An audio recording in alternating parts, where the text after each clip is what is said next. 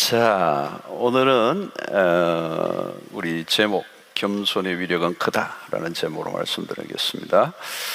여러분, 우리의 세상과 신앙의 영역이 얼마나 다른가, 우리 세상에 살아가는 우리의 삶의 방식과 또 신앙의 길의 방식이 너무 다르다는 거죠.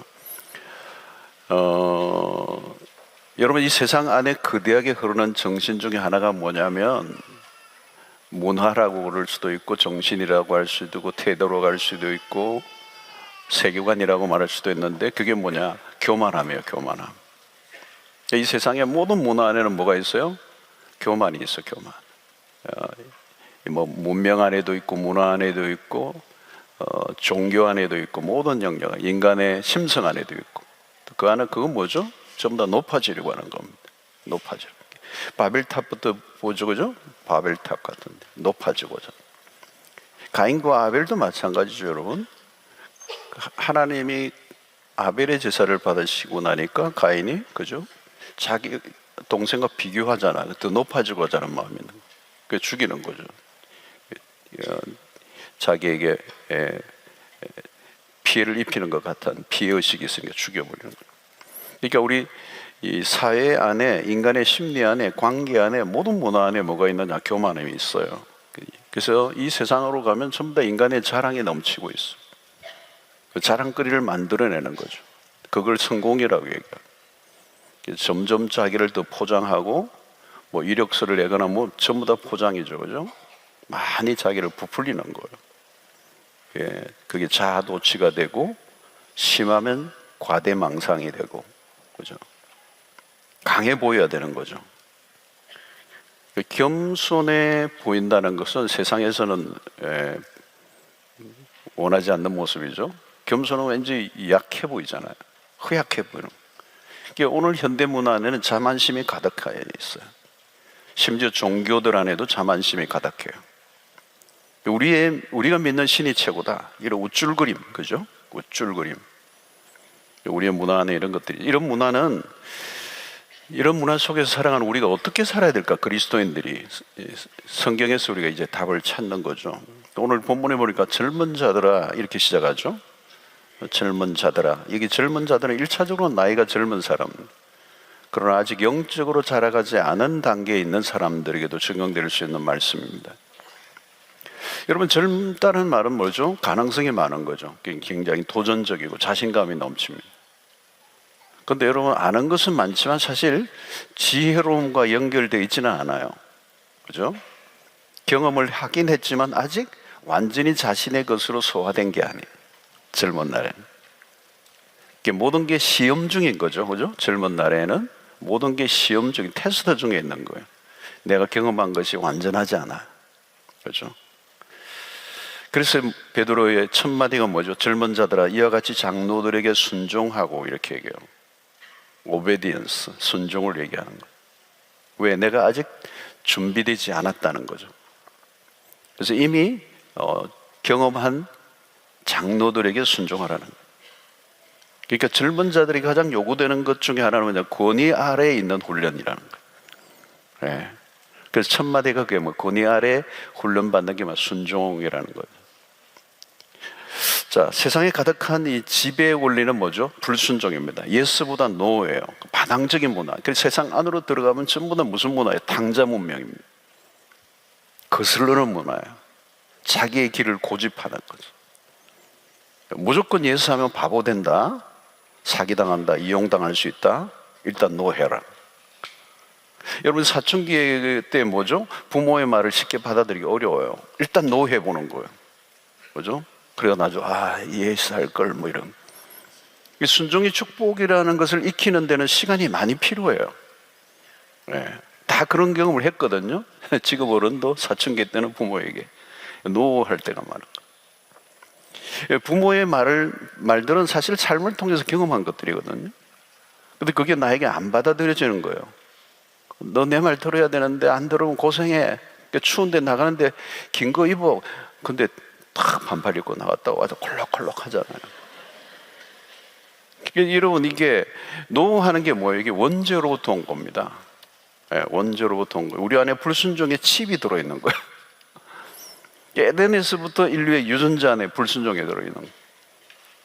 이 불순종의 죄성이 인간의 삶을 파괴하는 겁니다. 그래서 베드로는 영적 성장을 위해 젊은 사람들이 순종을 명령합니다. 자, 이러면 이 청년의 때 이 자신감, 그죠?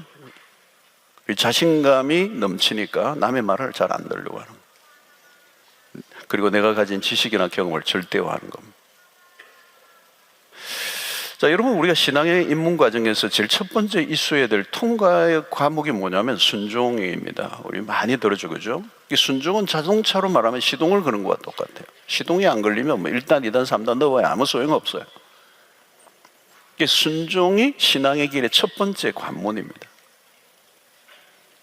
그래서 신앙생활에 지배적 원리가 있다. 그건 순종이죠. 그죠? 순종. 이 순종은 불순종의 아들들 가운데, 에베소서 2장에 뭐라고 그러죠? 우리의 과거의 모습이 불순종의 아들들 가운데서 역사하는 영, 마귀가 불순종하게 만드는 거예요. 그리고 불순종의 영을 집어넣어요. 그러니까 인류가 끊임없이 불순종하게 하는 거예요. 그런데 이 사람들을 순종의 길로 가게 하는 훈련의 첫 단계가 창세기 12장의 아브라함이거든요. 순종하게 오는 거예요. 갈 바를 알지 못하는 그 아브라함에게 가라고 말씀하시는, 어디로 가야 될지 모르는데 순종하는 거죠. 여러분, 이스라엘 광야 훈련을 보십시오. 광야 훈련은 순종 훈련이에요. 순종 훈련입니다. 가나안 정복의 첫 번째가 뭐죠? 여리고성입니다. 자, 여러분, 여리고성의 작전이 뭐죠? 매일 한 바퀴 돌라는 거예요. 아무 말 하지 말고, 둘레지 말고. 이건 무슨 작전이, 그런 작전이 있습니까? 싸워야 되는데 싸우지는 않고 그냥 돌기만 하라는 거예요. 이게 뭐냐면 딱 하나예요. 순종하라는 거예요. 한마디도 하지 말고 돌라는 훈련이에요. 무조건 돌아라는 거예요. 돌기만 하라는 거예요. 돌면 된다는 거예요. 근데 이스라엘 백성들이 도는 게 참 쉽지 않아요. 이게 머리가 있는데 자꾸 하루에 한 바퀴 돌라니까 진짜 돌겠어요, 그죠? 그 안에 뭐가 있어요? 순종밖에 없어요. 근데 여러분, 이 순종의 훈련 안에 오늘 뭐가 들어있느냐 하면, 이 순종의 훈련 안에 뭐가 들어있느냐 하면 그 안에 겸손함이 있는 거예요. 이런 무엇이 사람들로 하여금 불순종하게 하는 것입니까? 불순종 안에 교만이 있는 거예요. 이 거대한 실체예요. 이 교만의 이 덩어리가 우리의 내면을 꽉 채우고 있는 거예요. 인류가 머리끝부터 발끝까지. 여러분, 우리 암에 걸리면 임파선까지 막 그냥 뼈까지 전이 되잖아요. 그러니까 말기정세예요. 그러니까 교만이라는 게 그래요. 암보다 더 무섭게 우리의 영혼을 완전히 그냥 확 잠식하는. 근데 이 교만의 거대한 장벽을 뛰어넘어야 우리는 말씀의 세계로 가고 신앙의 세계로 가고 영의 세계로 들어가는 거예요. 근데 이 교만이 가로막고 있는 장벽을 넘어야 되는데 이게 안 되는 거예요. 이게 영의 세계로 못 가는 거예요. 근데 이게 쉽지 않은 장벽이에요. 여기에서 무너진다. 그래서 여러분, 겸손함 안에서 순종이 탄생되고 교만에서 불순종이 태어나는, 불순종을 낳는 교만은 도덕적인 문제가 아닙니다, 여러분. 교만은요, 매너의 문제가 아니에요. 교만은요, 영적인 문제예요. 하나님과의 관계에 긴밀히 연결되어 있는 교만이에요. 그래서 하나님이 성경 전반에 걸쳐서 교만을 굉장히 엄격하게 다루세요. 가볍게 다루지 않으세요. 그러니까 여러분, 오늘 설교는 내용은 아주 간단하고 분명해요. 그런데 이게 오늘 여러분들의 인생을 관통하는 그냥 뻥 뚫리는 메시지가 되기를 축원합니다. 자, 오늘 여러분 55절을 보세요. 5절. 어떤 표를? 하나님은 교만한 자를 대적하신다는 거. 여러분, 이게 굉장한 얘기잖아요. 교만한 자를 누가 대적한다고? 하나님이 대적하신다. 그러니까 이 말은요, 간단해요. 교만하면요, 끝이에요, 끝. 길이 없어, 길. 하나님이 대적한다는데, 누가 당해요? 하나님을 누가 당합니까? 아주 섬뜩한 메시지죠. 원수 취급하겠다는 거예요. 상관없다는 거예요. 넌 나와 상관없는 정도가 내가 너를 대적하겠다는 거예요. 여러분, 이게 가볍게 들으면 안 돼요. 교만은 용납할 수 없다는 거예요. 일종의 선전포고 같아요. 야, 근데 이게 좀 겁나죠, 그죠? 설교 초반에 하나님이 대적하신다는 거예요. 근데 여러분, 우리가 이 교만하잖아요, 그죠? 하나님은 교만에 대해서 강경하세요. 근데 여러분, 사실 교만의 배후에는 누가 있는지 아세요? 마귀가 있어요. 인류의 최초의 마귀가, 그죠? 그 하나님의 자리를 넘보게 하는 그 교만의 마음을 심어준 거예요. 그 유명한 스카펙이라는 정신의학자에는 이 교만은 원죄와 같다 그래요. 원죄. 마귀는 인간의 마음에 끊임없이 교만을 불어넣는다는 거예요. 그래서 여러분, 마귀가 못하는 게 하나 있어요. 겸손을 못해요. 겸손이 곧 마귀를 대적하는 일입니다. 뭐 마귀 대적을 막 물가르치라 그래가지고 되는 게 아니고요. 겸손하면요, 마귀가 도망을 가요. 교만은 하나님을 대적하는 일이에요. 여러분, 교만하면 하나님 대적하십니다. 하나님이 대적하시면 어떻게 돼요? 누가 이길지 아무리 강한 자로도 안 돼요. 근데 여러분, 인류의 역사가 뭐예요? 나라나 민족이나 제국이나 왕이나 모든 사람들이 다 올라가려고 하다 다 망한 거예요. 역사를 보십시오. 자, 여러분, 야고보 5장 6절도 이 야고보 선생도 비슷한 얘기를 했어요. 이 베드로와 같은 얘기예요. 5장 6절 보면, 그러나 더욱 큰 은혜를 주시나니 그러므로 일렀을 때 하나님이 교만한 자를 물리치시고 겸손한 자에게는 은혜를 주신다 하였느니라.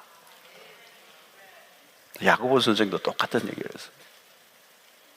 하나님은 교만한 자를 물리치신다는 거예요. 물리치신다는 거예요. 이런 성경 안에 입증된 인물들이 얼마나 많습니까? 나라들은 사울이에요. 사울 왕이 처음에는 겸손한 왕이었습니다. 이스라엘의 1대1 왕 사울, 겸손하게 시작했어요. 근데 어느 순간부터 교만하기 시작합니다. 비참하게 무너집니다. 나중에는 그냥 짐승처럼 행동하죠. 여러분, 사울 왕만이 아니에요. 이스라엘 대부분의 왕들이 그랬습니다. 교만하면 즉각 퇴출이라는 거예요. 교만하면 추락해요. 여러분, 인생이 망하는 이유는 실패 때문이 아니에요. 성공으로 인한 교만 때문에. 성공이 약점이에요. 여러분, 세상에서 흔히 말하는 것과 다릅니다. 교만은 암과 같아요. 처음에는 모르고 지내요. 정밀 검사를 하지 않으면 알 수가 없었던 거예요. 어떤 여러분 암은요, 너무 숨어 있어가지고요, 검사했는데도 안 나와. 여러분, 교만이 그런 겁니다. 서서히 자신을 죽이는 거예요. 자신이 알게 됐을 때는 아주 끝이에요. 여러분, 교만은 영적 분별력을 잃어버리게 합니다. 그때 하나님의 음성이 귀에 들어오지 않아요. 하나님의 음성이 안 들어와요. 갈 때까지 간 거예요. 여러분, 교만은 다양한 얼굴로 나타납니다. 교만은 다양한 얼굴을 가지고 있어요. 우월감으로 나타납니다. 우월감. 여러분, 우리 안에 우월감이 있죠, 그죠? 우월감 다루셔야 돼요. 그대로 두면 안 돼요. 열등감, 그것도 교만에서 나온 거예요.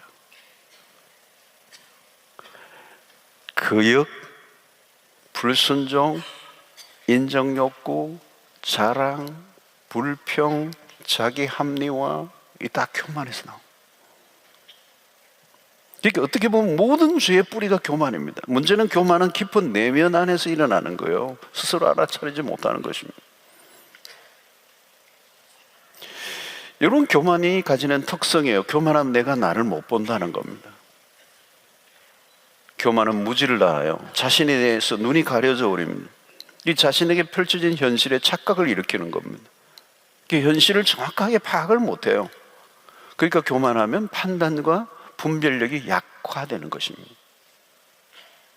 여러분, 오늘날 세상은 나르시시즘, 그죠? 자기애, 이 병적 자기애에 빠져 살아가는 사람들. 오늘 뭐 이 시대예요? 자기 과시의 시대들. 이 인간의 야망은 자신감을 북돋아주는 곳으로 자꾸 가는 거죠. 그죠? 나를 지켜 세워주는 곳을 좋아해요. 그죠? 그래서 교만은 스스로의 삶을 망가뜨리는 것입니다. 다른 사람 때문에 망가진 게 아니에요. 교만은 스스로를 무너뜨린다는 거예요. 그래서 여러분 잠언서에 특별히 지혜 쓰인 이 잠언서에 교만에 대한 메시지가 굉장히 많이 있어요. 잠언 16장 18절 대표적인 말씀이죠. 교만은 패망의 선봉이요 그만한 마음은 넘어짐의 앞잡이니라. 여러분, 교만은 패망의 선봉이라는 말은 뭐냐면 교만하면 그냥 넘어진다. 패망이 기다리고 있다는 거예요. 여러분, 교만한 사람과 싸워 이기려고 하지 마십시오. 그것은 미련 하나입니다. 교만한 자는 그냥 망하는 거죠. 오래 가지 않아요. 여러분 자신이 누구인지 모르니까 잘 모를 때 자기 과신을 하는 거예요. 무식하면 교만해지는 거예요. 예, 막 교만해지는 거예요. 여러분, 내가 뭐가 대단한 줄로 알고 하는 거죠. 여러분, 이런 신학교도 여러분 이 다닐 때 보면 신학교 때도 신학교 이제 막 입학했을 때 1, 2학년 때 딱 보면요, 목사님들이 다 저렇게밖에 안 되나, 목회를 꿰뚫고 있어요. 한국교회 내가 책임진다 막 이래요. 막 한국교회 다 살려낼 것 같아. 1학년 때 헤매는 선배들을 보면 너무 한심하게 보여요. 근데 여러분, 이제 세월이 흐르고 신학교를 졸업하고 목회를 하면 할수록 이제 겸손해져요. 내가 계획대로 하는 게 하나도 안 되는 거예요. 방법론이 안 통하는 거예요. 내 열심이 안 통하는 거예요. 그 눈물을 흘리는 거예요. 무릎을 꿇는 거죠. 하나님 도와주십시오. 내가 하는 게 아니고 하나님이 하시는 걸 보기 시작하는 거예요. 여러분, 왜 겸손해야 합니까? 오늘 6절에 보니까 이런 말씀입니다. 하나님의 능하신 손 아래에서 겸손하는 거예요. 그러니까 누가 겸손하냐면 하나님의 능력을 경험하면 겸손해요. 하나님의 능하신 손을 경험한 사람들은 저절로 겸손해지는 거예요. 여러분, 성경을 보면서 우리가 눈여겨보아야 하는 것은 하나님의 능하신 손입니다. 우리는 하나님의 능하신 손 아래에서 살아가는 거예요. 우리는 능하지 않아. 우리는 약해요. 우리는 한계를 가지고 있어요. 여러분, 고난이 왜 필요합니까? 자신을 믿는 자신감을 무너뜨리는 시간이에요. 여러분, 인생이 얼마나 고난이 투성입니까? 고난의 인생이죠. 우리 인생에 고난이 없는 사람이 어디 있습니까? 근데 그 고난이 우리의 자신감을 다 무너뜨리는 거예요. 소위 광야학교예요. 광야학교. 여러분, 모세가 지나친 자신감으로 민족을 구하겠다고 나설 때 얼마나 교만 충만합니까? 자신이 무엇인가를 할 수 있을 것처럼 착각해서 그런 어림도 없는 일이에요. 결국 40년간 광야 수업을 받잖아요. 특수훈련이요. 40년 동안. 어떻게 40년이나 필요할까 생각이 되잖아요. 여러분, 가끔 그런 게요. 하나님 좀 한 10년이라도 하면 될 텐데 40년 후에 하나님 불러세요. 교만이, 자신감이 안 죽는 거예요. 안 죽는 거. 여러분, 모세의 자신의 힘이 완전히 빠졌을 때, 교만의 물때가 완전히 빠질 때, 이제는 더 이상 나를 믿을 게 하나도 없어. 내가 나를 의지할 수가 없어. 어떻게 해요? 하나님의 능하신 손 아래 지팡이를 들고 하나님의 능하신 손을 의지하고 나가는 거예요. 여러분, 세월이 흐를수록 무엇을 배웁니까? 내가 할 수 있는 것에 한계가 있다는 거예요. 한계가 있어요. 처음에는 뭣도 모르고 막 되는 것, 할 수 있을 것 같아. 여러분, 빌립보서 4장 13절에 내게 능력 주시는 자 안에서 내가 모든 걸 할 수 있느니라. 어떤 분은 그 구절을 이상하게 오해를 해요. 그 구절이 진짜 순교를 당한 구절이에요.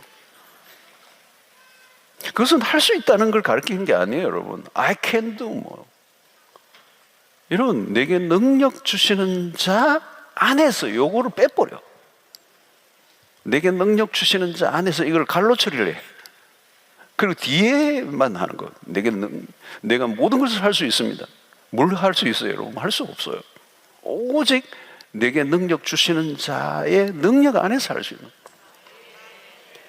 여러분, 내가 하나님의 일을 하는 게 아닙니다. 하나님이 하시는 것을 보는 거예요, 여러분. 그래서 나이가 들어가면서 믿음이 자라가게 되는 거예요. 내가 하고자 했던 것들이 안 되는 걸 느끼는 거예요. 제가 아는 친구가 있는데요, 재미있는 간증을 하더라고요. 자기가 하고자 한 것은 다 잘 안 됐대. 근데 자기가 손 안 댄 것만 잘 됐대요.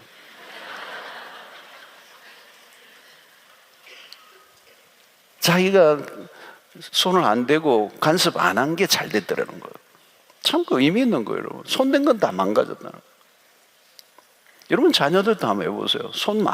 부모의 손이 많이 갈수록 망가질 가능성이 있어요. 여러분, 요셉 보세요. 일찍이 팔려가가지고요, 부모 손 안 갔어요. 팔려가가지고 뭐 부모하고 떨어졌어. 강제 격리됐는. 그건 잘 자랐어요. 공총리가 됐어요. 그죠? 사무엘 저 떼면서 그냥 맡겨버렸어요. 조기구역, 조기교육 큰일 나요. 조기가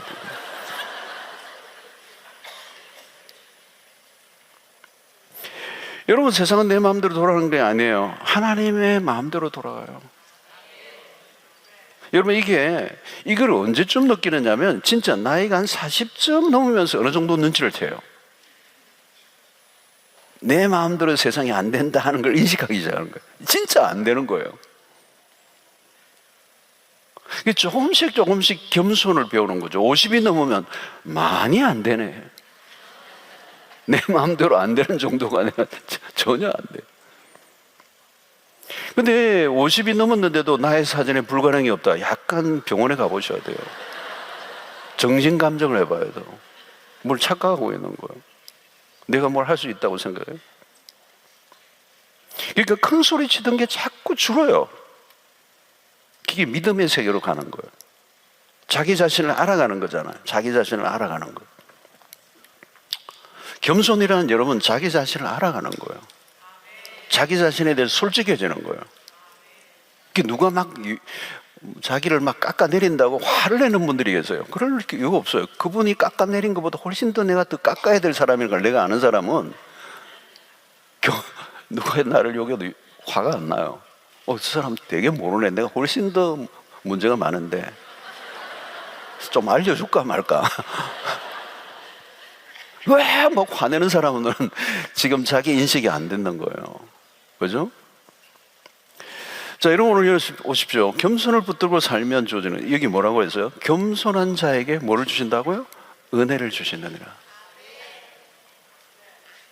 그러니까 하나님은 은혜를 받을 자에게만 은혜를 주세요.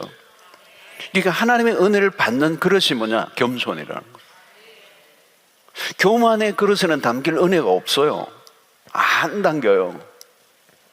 교만하면 담겨있던 은혜도 다 쏟아내버려요. 담기지가 않아요. 겸손한 만큼 은혜를 주신다. 여러분, 겸손과 은혜는 정비례하는 겁니다. 겸손하면 은혜를 받고, 은혜를 받다 보면 더 겸손해지고, 더 겸손해지니까 더 큰 은혜가 오고, 이 순환이 오는 겁니다. 이 은혜의 상승작용. 오늘 여러분들이 다 이 은혜 받기를 축원합니다. 천국 비밀이에요. 은혜를 받는 사람이 더 받아요. 목회를 해보면 그게 느껴요. 은혜를 받는 사람은 더 받아요. 여기서 누구에게요? 겸손한 마음에. 그래서 겸손한 마음에 은혜가 모여드는 거죠. 모여드는. 여러분, 공동체 안에서도 어디가 가장 큰 은혜가 넘칠 것 같습니까? 특정한 장소, 어떤 집회가 아니에요. 뭐 어떤 막 대단한 강사가 와서 은혜가 넘치는 게 아니에요. 겸손한 사람의 심령 안에. 겸손하면요, 매일 부흥해요. 모든 강사가 그냥 명강사예요. 특별한 말씀이 없어요. 그냥 말씀이 떨어지면 아멘으로 받고, 그 모든 말씀이 자기에게 주시는 말씀으로 받아들이는 이유는 겸손하니까. 교회에서 여러분 가장 많이 은혜 받는 사람 누굴까요? 가장 낮은 마음이에요. 은혜의 속성입니다. 어쩔 수 없어요. 교만하면 받을 수가 없어요. 교만한데 어떻게 은혜를 받아요? 있던 은혜도 다 날아가는데. 여러분, 겸손함이 은혜를 받을 수밖에 없는 것은 겸손한 사람은 말씀을 받는 태도에서 벌써 다르죠. 말씀에 대한 흡수력이 남다르, 스폰지가, 말씀에 대한 거부감이 없어요. 그러니까 그들의 특징은 말씀을 받는데 활짝 열려 있는 거죠. 말씀에 대한 흡입력이 있어요. 말씀을 빨아당기는 거예요. 빨아당기. 여러분, 그런 곳에 은혜가 안 임할 리가 없죠. 여러분, 이 다른 교회 가서 설교를 해보면요, 이거 더 많이 느껴요. 우리 교회는 늘 말씀을 잘 받는 우리 청중들인데, 이제 다른 교회 가면 이제 막 느끼는 게 있잖아요. 어떤 교회는 가면 막 강사가 막 입 안으로 들어갈 것 같아, 막 이런 교회가 있고, 어떤 교회는 이런 교회가 있어요. 그게 이제 전혀 분위기가 다른 거죠, 여러분. 여러분, 누가 전하든지 그 말씀에 대한 경외감을 가지고 있는 태도가 겸손이거든요. 설교자가 아니에요, 여러분. 그렇죠? 자, 디모데전서 5장 17절에 보면 이런 말씀이에요. 잘 다스리는 장로들은 배나 존경할 자로 알되 말씀과 가르침에 수고하는 이들에게는 더욱 그리 할 것이니라. 이 다스리는 장로가 있고, 또 말씀을 맡은, 다스림과 말씀을 함께 맡고 있는 장로가 있어요. 지금 이 말씀 사역자들을 얘기하는 거예요. 여러분, 이것은 권위주의를 말하는 말씀이 아니에요. 권위에 대한 말씀, 그 말씀을 전하는 자의 권위, 그 축복의 통로라는 거죠. 그죠? 그래서 말씀과 이 가르침에 수고하는 자들에 대한 존경의 마음을 가지라는 이유는 말씀이 기중하기 때문이라는 거예요. 여러분, 말씀 전하는 자에 대한 존경의 태도가 없는데 은혜를 받을 수 있을까요? 불가능해요. 설교자에 대한 경외심이 없이 말씀에 대한 경외심을 가질 수 없다는 거예요. 연결되어 있다는 거예요. 그러니까 배나 존경할 줄 알아라, 알라는 거죠. 자, 여러분, 이것은 전부 다 뭐죠? 겸손을 의미하는 것입니다. 겸손을 잃는 순간에 은혜는 떨어지고 영성은 바닥을 친다는 거예요. 겸손할 때까지만 은혜가 내 안에서 머물러 있을 수 있다는 거예요. 예. 여러분, 그 겸손이란 뭘까요? 결국은 하나님을 의지하는 마음이에요. 하나님의 능력을 의지하는 것입니다.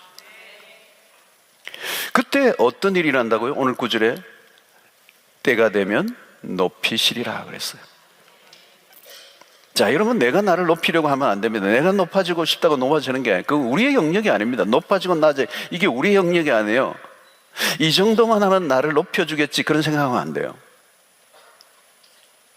여러분, 지금 나는 높아지고 싶습니까? 아니면 낮아지고 싶습니까? 여러분, 인간의 내면 안에 숨어있는 자아는 높아지고 하자는 마음으로 가득 차 있어요. 어제 오늘의 이야기가 아닙니다. 인류 역사가 시작되면서부터 시작된 범죄 리스트 차트 1위에, 그죠?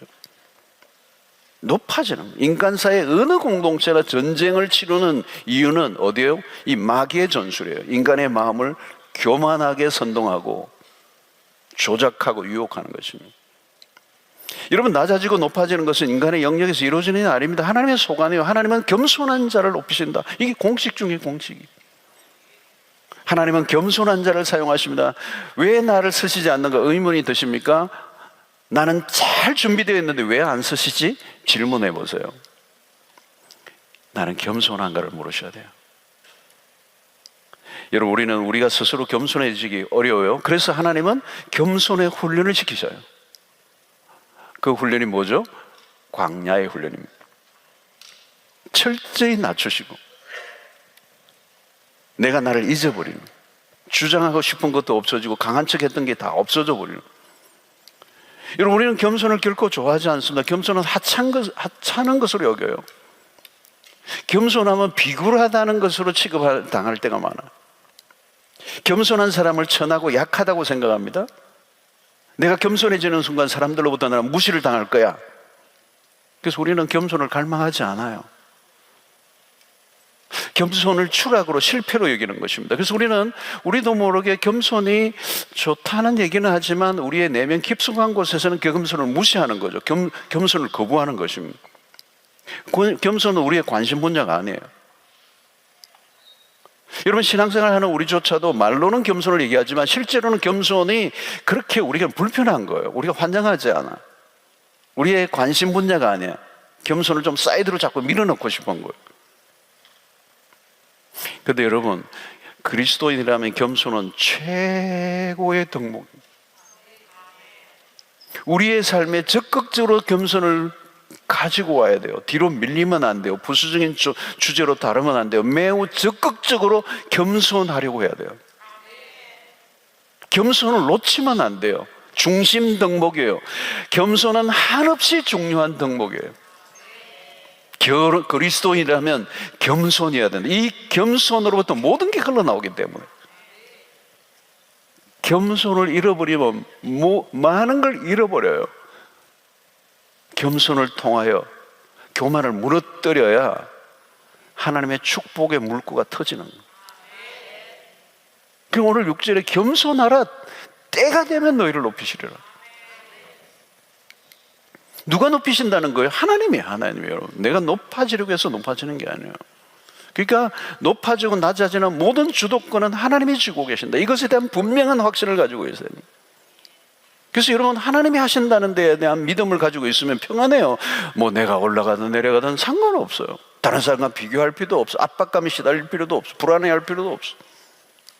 예. 뭐 누가 올라가든 뭐 너가 왜 올라가냐 그렇게 신경 쓸 것도 없어요. 하나님이 다루세요. 하나님이 올려주시고 내려주시고 하나님 마음대로. 사무엘상 2장 7절 보세요. 여호와는 가난하게도 하시고 부하게도 하시고 낮추기도 하시고 높이기도 하시는도다. 하나님의 소관이에요. 하나님의. 여기 중요한 것은 뭘까요? 겸손하라. 때가 되면 내가 너희를 높이시라. 여기 때가 되면이래요. in time이에요. 때가 되면이에요. 때가 되면 너희를 높이시라. 이 말씀을 여러분 믿으셔야 돼요. 우리는 그냥 겸손하면 되는 겁니다. 중요한 것은 때예요. 때. 높여주시는데 하나님이 정한 때가 있다는 거예요. 언제요? 그 때가 여러분 이게 문제예요. 때가 되면인데 이 때는 고난을 통과한 이후예요. 이 앞부분에 보면 고난에 대한 얘기가 나와요. 그 고난을 통과하는 과정을 통하여 무슨 일이 일어나느냐? 낮아지는 역사가 일어나는 거예요. 우리는 그냥 낮아지지 않아요. 고난을 통하여, 시련을 통하여 우리를 다루시고 낮아지게 하시는 거죠. 그래서 여러분, 고난은 영광은 고난을 통과해야 나와요. 성경의 모든 원리예요. 그죠? 그냥 갑자기 영광으로 가는 게 없어요. 고난을 통과해서 영광으로 가는 거예요. 광야를 통과해서 우리를 낮아지게 하시는 거거든요. 이스라엘 백성들의 광야의 모든 과정에 하나님의 최고의 레슨은 너희를 낮아지게 하시는 거예요. 전능하신 하나님만 의지하게 하고 철저히 낮아지게 하시는 거예요. 그 훈련 낮아지고 고난을 통해서 낮아지면 그 다음에 하나님께서 때가 되면 높이시리라. 근데 여러분, 이 때를 못 기다리는 거예요. 때를 기다리라는 거죠. 자, 여러분, 다윗을 보십시오. 왕으로 기름 부음을 받았지만 하나님의 때가 남아 있었어요. 그 광야로 막 도망다니죠. 얼마나 많은 고생을 합니까? 그죠? 광야에서 그냥 얼마나 힘든 시간을 보내요. 기다리는 거죠. 자기가 숨어있는 동굴 안에 사울이 들어와서 용변을 보는 옷을 무장해제하고 있는데 죽일 수 있잖아요. 얼마든지 왕이 될 수 있어요, 죽이면. 근데 하나님의 때를 그는 기다리고 그게 손을 대지 않아요. 그것으로 인하여 고난은 더 진행이 되는 겁니다. 근데 그 고난의 시간을 통해 그를 낮추시는 거죠. 여러분, 우리가 춥고 배웁고 숨이 막힐 것 같은 그 기다림, 그 과정을 통해 우리를 낮추시고 하나님의 때를 기다리게 하시는 거예요. 지금 여러분들 가운데 고난이 있으신 분, 그 고난을 통하여 반드시 하나님이 나를 다루시고 나를 낮아지게 하시고 나를 겸손하게 하시고 하나님만 의지하도록 하시고 그 레슨의 과정이 통과 끝이 나면 하나님이 그 모든 것을 거두어 가실 줄로 믿습니다. 그러니까 고난이라고 하는 대가를 지불하고서라도 내가 교만을 배울 수만 있다면 그건 축복이라는 거예요. 근데 인간은 그냥 교만이 다루어지지 않는다. 그냥 교만이 안 없어져요. 그냥 겸손해지지가 않아요. 그렇게 쉽게 겸손해진다면 고난은 필요 없어요.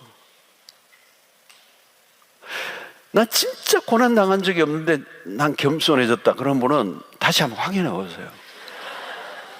그럴 리가 없어요. 그러지 않아요. 우리 인간에는 이 교만이라는 게 뿌리 깊어요. 뿌리 깊어.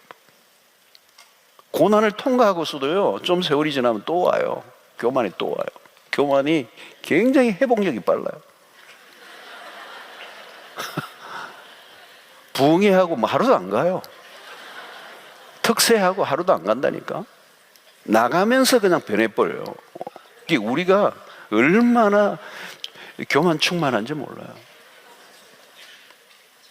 근데 그 교만이 결국은 우리를 망가게 하는 거잖아요. 그 교만을 바꾸시는 거예요. 그 고난의 용광로 안으로 들어가는 거예요. 고난의 용광로. 그가 나를 단련하신 후에는 내가 정금같이, 내가 순금같이 나오리라. 그 불순물이 안 빠지는 거예요. 여러분, 이 불순물이 안 빠져요. 어떤 사람은 모세는 40년 동안 광야에 뺑뺑이 돌아와서 40년 겨우 빠진 거예요.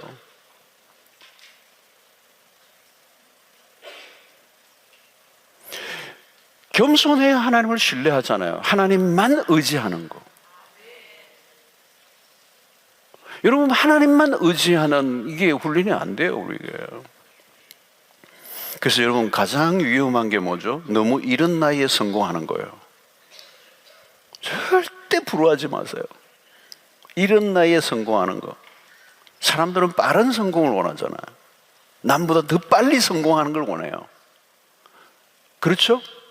아닌가요? 남들보다 내가 좀 더 앞서면 기분 좋잖아요.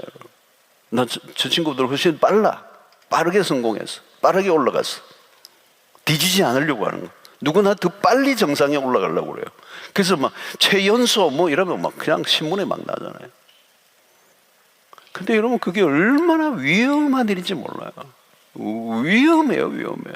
빠른 성공이 독이 된다는 걸 몰라요. 기고만장, 그 교만함, 그 우쭐됨, 그 자만심,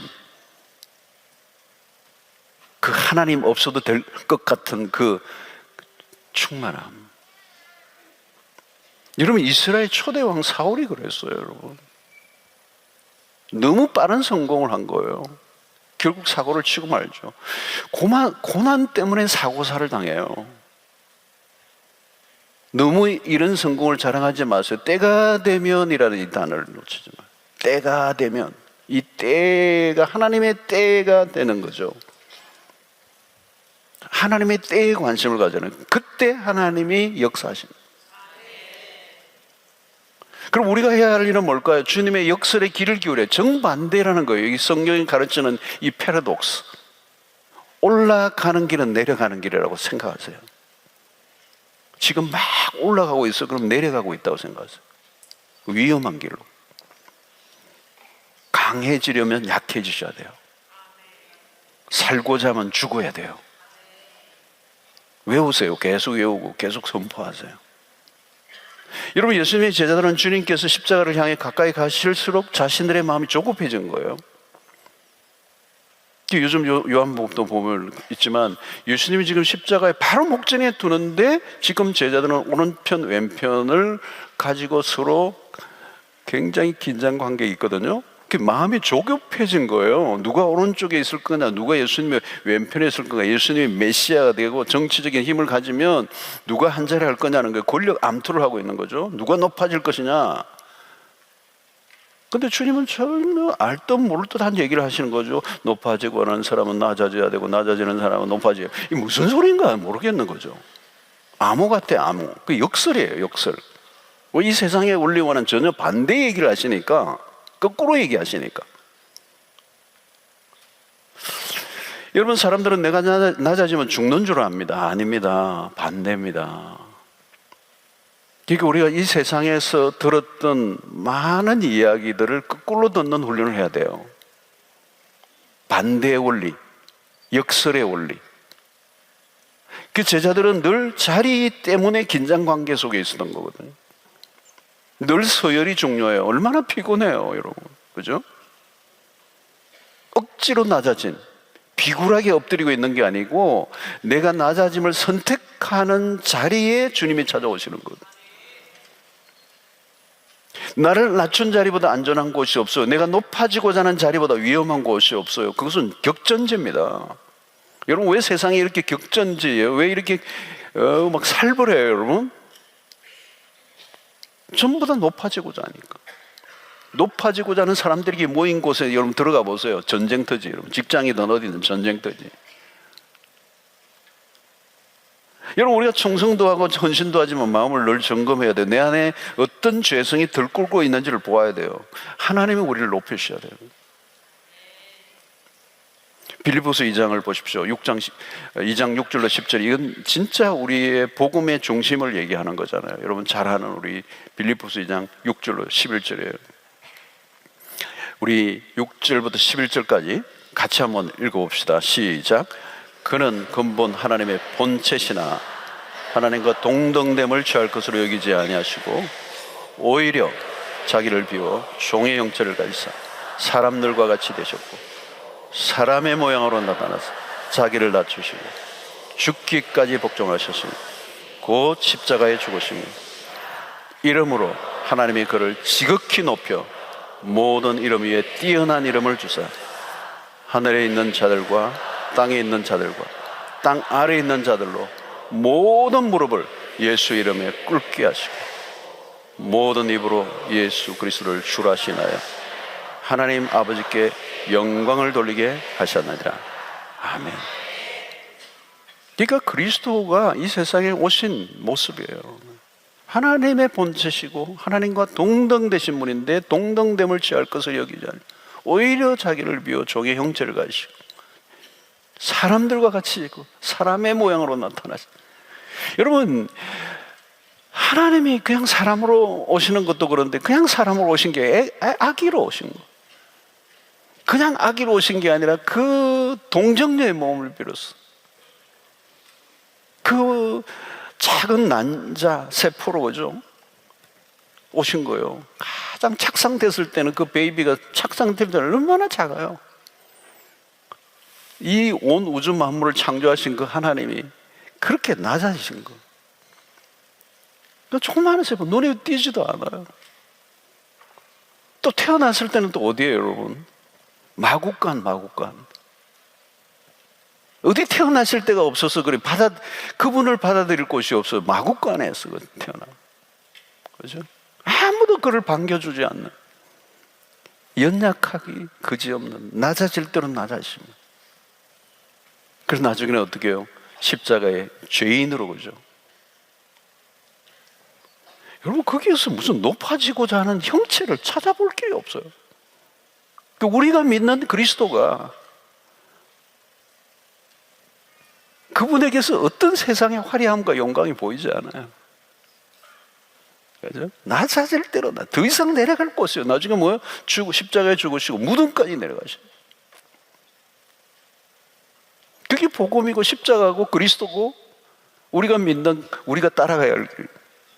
그죠? 이게 겸손이라고 하는 표현을 오늘 이 빌립보서 2장 6절로 11절에서 얘기하고 있는 이 겸손이라는 이 표현은 어마어마. 자기를 낮추시고 죽기까지 복종하시는 십자가. 그죠?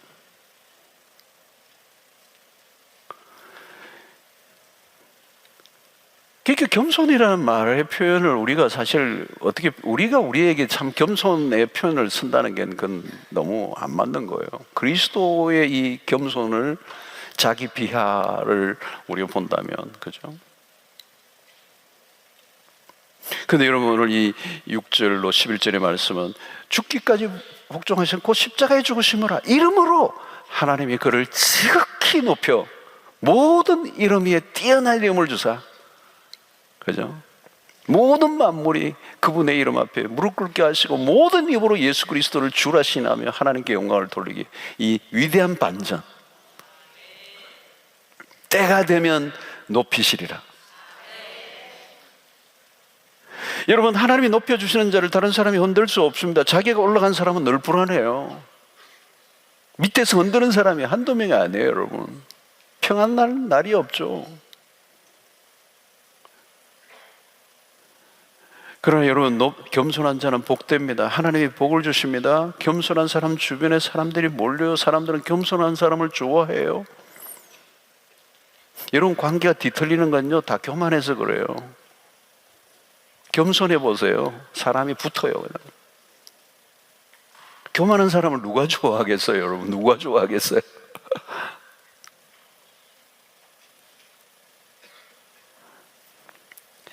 여러분, 겸손한 사람들은 자신에게 주어진 모든 것에 대해서 하나님께 영광을 돌립니다. 겸손한 사람들은 높아짐의 근거를 자신에게 두지 않습니다. 겸손이란 어떤 일을 이루었을 때 하나님께 영광을 돌리는 것입니다. 성공의 열매를 자신의 것으로 취하지 않는 게 겸손입니다. 내가 좀 했습니다. 내가 좀 할 줄 압니다. 그런 자랑이 없습니다. 철저히 하나님. 그래서 이런 바고를 보십시오. 나의 나 된 것은 하나님의 은혜로 된 것입니다. 어떤 것도 그 영광을 자기가 취하려고 하지 않아요. 철저히 하나님, 그리스도 안에서 하나님이 주신 은혜입니다. 모든 영광을 그분에게 올려드립니다. 여러분, 그런 삶을 살고자 하는 그런 태도를 놓치지만 않는다면 여러분, 그 삶이 얼마나 복된지 몰라요.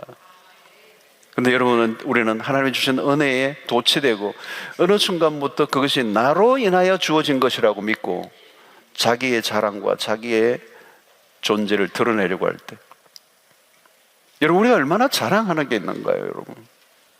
오늘 이 밤에 여러분, 우리가 자랑하고 있는 모든 자랑을 하나님 잊어버리게 해주십시오. 여러분, 사람들마다 자랑하는 게 있어요. 무엇이든 자랑거리가 있어요. 이 자랑할 때 저지르는 실수가 있어요. 주어가 내요, 나. 그 자랑하는 순간에 나라는 존재가 두드러지면서 누가 안 보여요? 하나님 안 보여요. 하나님이 안 계시는 거예요. 모든 것은 하나님이 하셨습니다. 근데 갈로를 쳐요. 나도.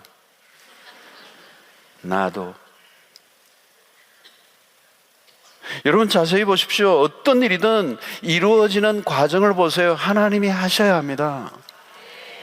내가 그 일을 이뤘다고요? 아니요. 하나님이 지혜를 주신 거예요. 그 지혜가 어디로부터 온 것입니까? 그 열정이 어디로부터 온 것입니까? 그 능력이 어디로부터 온 것이죠? 그 기회를 누가 주신 거죠, 여러분? 위기의 순간에 이길 힘을 누가 주셨어요, 여러분? 나에게서 나온 게 아무것도 없어요. 자랑할 게 없어요.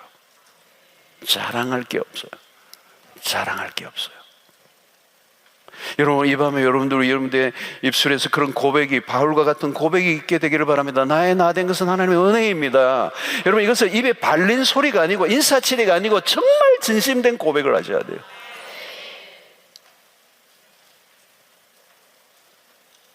여러분, 하나님의 영광을 넘보지 않아야 합니다. 모든 영광을 그분에게 돌려야 하는 거죠. 여러분, 여기 이 부분에서만 실패하지 않으면 여러분, 복된 인생을 사는 거예요. 인간은 힘이 없어서 망하지 않습니다. 기업이든 국가든 모두가 교만해서 망하는 거예요. 여러분, 겸손하면 삽니다. 겸손은 약함이 아니에요. 반대입니다. 겸손이 힘이에요. 교만함이 힘이 있어 보여요. 그러나 아니에요. 교만은 허풍이에요. 빈 껍데기예요. 속이 비어 있다는 증거. 왜 교만한가요? 내 안에 아무것도 없다는 얘기예요. 여러분, 근데 세상은 교만으로 가득 차 있습니다. 여러분, 하나님의 손에 자신의 인생을 맡긴 삶은 겸손할 수밖에 없습니다. 여러분, 겸손하면 대부분의 문제가 해결돼요. 겸손한 순간부터 하나님이 책임져서요. 주님이 하십니다. 주님이 하셨습니다. 주님이 하실 것입니다. 그래야 여러분, 그분이 우리를 돌보시는 거죠. 여러분, 영광으로 가는 코스, 트랙을 아십니까? 예수께서 가신 길이에요. 인간으로 오신 예수, 아기로 오신 예수, 종의 모습으로 오신 예수, 어린 나귀를 타신 예수, 제자들의 발을 씻어주신 예수, 십자가에 죽으신 예수, 처음부터 끝까지 주님은 겸손의 옷을 입으셨다. 바로 그 주님이 가셨던 길만 따라간다면 힘들지만 반드시 하나님이 우리의 삶을 축복하시는 거죠. 누가 나를 무시한다고 억울해하지 마세요. 나를 깔본다고 자존심 상해하지 마세요. 누가 나보다 잘난 척한다고 화내지 마세요. 그냥 나는 주님의 길을 걸어가면 되는 거예요.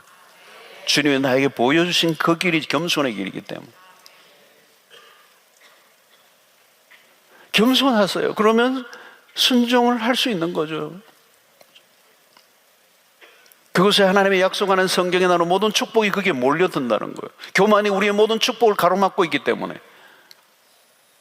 교만은 패망의 선목이기 때문에, 그 교만 때문에 잃어버린 게 너무 많기 때문에, 교만이 인류의 모든 하나님의 축복을 다 걷어가게 만든 요소였기 때문에, 다시 그 교만을 이 겸손으로 맞서 몰아낼 때 하늘의 비밀이 겸손한 삶에게 하늘의 축복들이 쏟아지게 될 것입니다.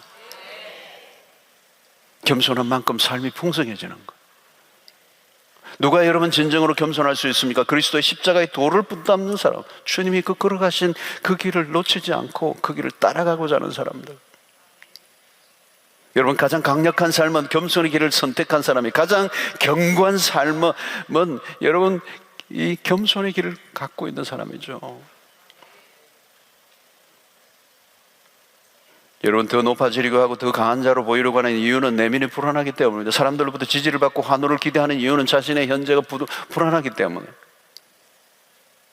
사울왕은 왕의 자리에서 계속 불안해요. 그래서 다윗을 죽이려고 모든 걸 동원하는 거죠. 얼마나 부실한 삶입니까? 여러분, 마음이 교만하니까 그 작은 소년 내 그것까지도 견제하고 그냥 죽이려고 하는 거죠.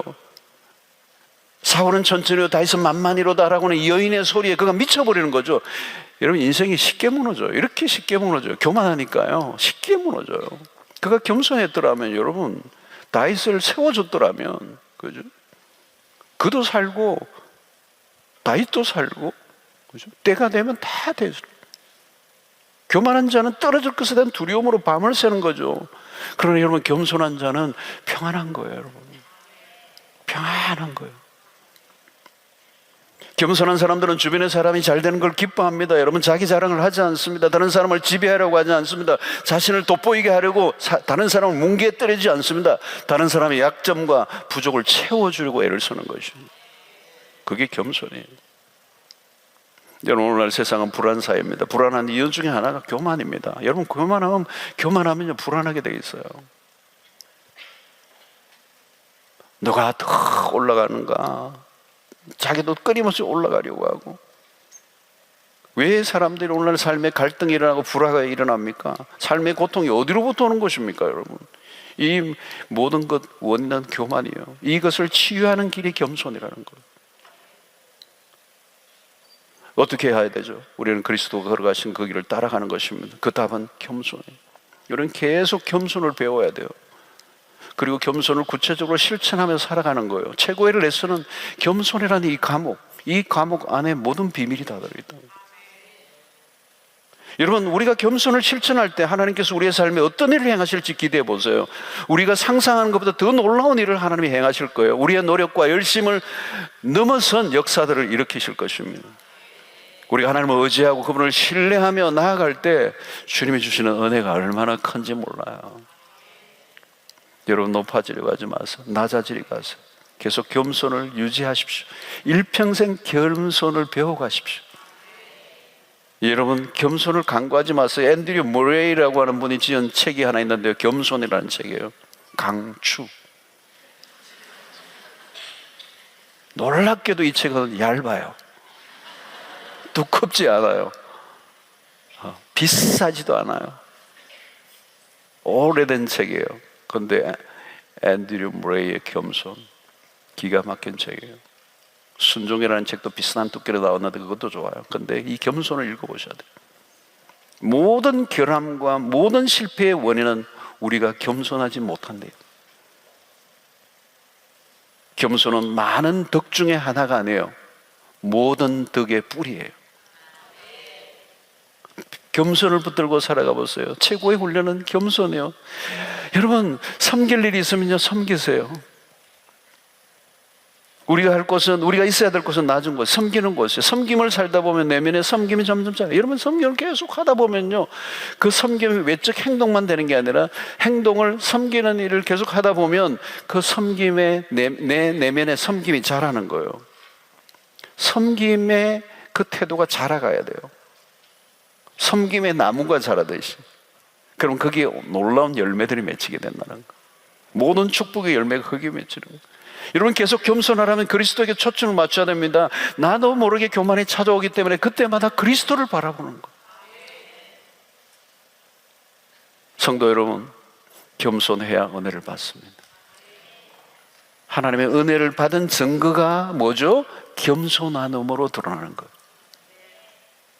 그리고 겸손할수록 하나님이 서세요. 겸손한 만큼 하나님의 손에 붙들려질 수 있어요. 겸손할수록 하나님의 은혜를 누리며 살 수 있어요. 겸손함 자체가 하나님의 은혜예요. 겸손하면 하나님의 은혜를 매일 경험할 수 있어요. 여러분, 올라가려고 하는 이 세상에서 전혀 다른 삶을 살아갈 수 있게 되기를 축원합니다. 하나님 우리를 어떻게 하시는 걸 보십시오. 때가 되면 너를 높이시라. 이런 높아진다, 여기서 높아진다는 말은 여러분, 이 세상적인 관점에서 높아짐을 말하지 않아요. 가장 영광스러운, 가장 복된, 가장 아름다운 위치에 우리를 세워주실 거라는 거예요. 승리의 비결이죠. 가장 최상의 삶을 사는 비결이에요. 그리스도가 걸어가신 그 길, 가장 안전한 길, 그 길로 우리를 걸어가기를 원하시고, 그리고 그 겸손을 우리가 유지하고 그 겸손이 자라가고 그 겸손의 삶의 태도를 놓치지 않고 살아가면 그 인생을 하나님이 붙들고 계신다는 거예요. 아무도 흔들 수 없다는 거예요. 그러니까 여러분, 가장 안전한 삶은 겸손해. 이 겸손의 도를 지켜나가는 거예요. 여러분, 우리는 너무도 교만한 사람이에요. 이 교만이 빠지지 않아요. 그래서 때로는 하나님이 광야를 허락하시고 고난을 허락하시고, 그럼에도 불구하고 우리의 삶의 교만이 빠지기만 한다면 축복이 되기에 하나님은 그 과정을 우리를 몰아넣으실 때가 있어요. 때가 되면 내가 너희를 높이시리라. 사랑하는 성도 여러분, 겸손이 주는 축복이 너무도 커요. 오늘 이 밤에 여러분들 기도하실 게 있습니다. 하나님, 내가 그동안 교만했습니다. 머리끝부터 발끝까지 교만했습니다. 나에게 교만이 너무 많습니다. 인간적 자랑이 너무 많습니다. 하나님 주신 은혜를, 하나님께 영광을 돌리지 못하고 내가 취했던 게 너무 많습니다. 하나님의 은혜로 살았는데 내 능력으로 산 것처럼 허세를 떨었던 걸 용서해 주십시오. 내 안에 허영이 있습니다. 나에게 욕망이 있습니다. 날마다 크고자 합니다. 날마다 비교합니다. 날마다 다른 사람들과 비교하며 경쟁하고 살아왔습니다. 높은 곳으로, 더 높은 곳으로. 주님은 끊임없이 낮아지신 곳으로 하셨습니다. 그 낮아짐의 은혜, 그 겸손의 은혜. 여러분, 그리스도를 우리가 뭐라고 그러죠? 나는 온유하고 겸손하니 내게 와서 배우라. 예수님은 이 온유와 겸손을 얘기하세요. 예수님의 메인 캐릭터는 온유와 겸손이에요. 겸손과 온유는 붙어 있는 거예요. 따로 떨어져 있지 않아요. 온유한 사람은 겸손해요. 겸손한 사람은 온유해요. 온유한 자는 어떤 사람이죠? 팔복에서 뭐래? 온유한 자는 복이 있나니 하나님의 나라가 저들의 것이라고 그래요. 온유와 겸손은 붙어 있는 거예요. 형제예요. 메인 캐릭터가 겸손해요. 인류의 아담이 교만했다면, 그 교만이 우리를 저주를 가져오겠다면 겸손은 그 모든 저주를 걷어내고 하나님의 축복이 본물처럼 터지게 만드는 최고의 원리예요. 그런데 겸손이 쉽지 않다는 거예요. 십자가를 통과해야 돼요. 자아가 죽어야 돼요. 끊임없이 종의 훈련을 하셔야 돼요. 제가 지난주에 종의 원리를 말씀했어요. 이 종의 삶을 사는 거. 주님이 말씀하시면 기꺼이 내가 무릎을 꿇겠습니다. 여러분, 나보다 나이 적은 사람의 말이라도 들을 수 있는 용기를 가지십시오. 나보다 직급이 낮은 사람의 말이라도 순종할 태도를 가져보십시오. 그리고 어디든지 종의 원리를 가지고 수군을 가지고 다른 사람을 섬길 준비를 하죠. 낮은 곳으로 내려가고자 하는 마음을 가진다면. 모세가 광야에 40년 동안 완전히 종이 되었어요. 양떼를 치는 목동으로서 그의 자존심과 모든 게 다 떨어져 버렸을 때, 나는 말도 할 줄 모른다라고 하는 철저히 낮아진 자로 있을 때 하나님이 그를 부르세요. 사랑하는 성도 여러분, 우리의 인생의 최고의 최상의 삶의 길이 겸손에 있다는 사실, 이 겸손을 내 삶에 붙잡고 제일 중심의 덕목으로 알고 그리스도의 십자가를 따라가는 온전한 제자의 삶을 살아가셔서 하나님의 은혜가 폭물처럼 터지고 하나님의 축복이 그 겸손이라고 하는 문을 통하여 여러분들에게 부어주시고 또 부어주시고 때가 되면 높아주시는 가장 아름답고 가장 풍성하고 가장 넘치는 은혜를 누리시는 축복이 여러분들에게 있게 되기를 주의 이름으로 축원합니다. 그동안 교만한 것 용서를 구하고 오늘 이 시간에 내 안에 낮아진 마음 주시고 겸손케 하여 주시옵소서. 겸손의 도를 붙잡고 살게 하여 주시옵소서. 230장 우리 찬양하며 기도하며 나아가도록 하겠습니다.